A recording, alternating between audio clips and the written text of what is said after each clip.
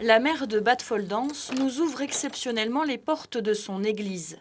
Rien n'a bougé depuis le vol. La porte de la sacristie a été fracturée. On peut l'ouvrir si vous voulez, parce que mon agent ne l'a pas encore réparé.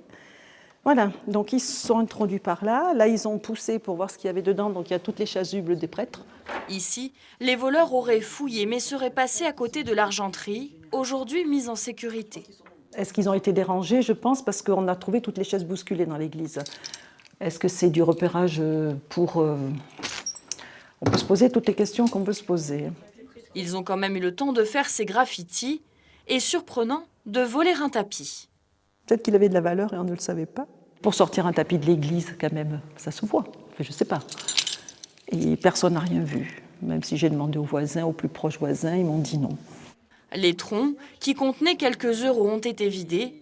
En été, l'église voit passer près de 6000 visiteurs car elle fait partie d'un parcours touristique.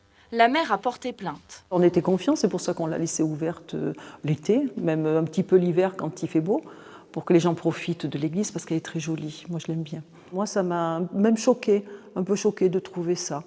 Et pas que moi, les administrés aussi. En attendant les résultats de l'enquête, l'église est fermée.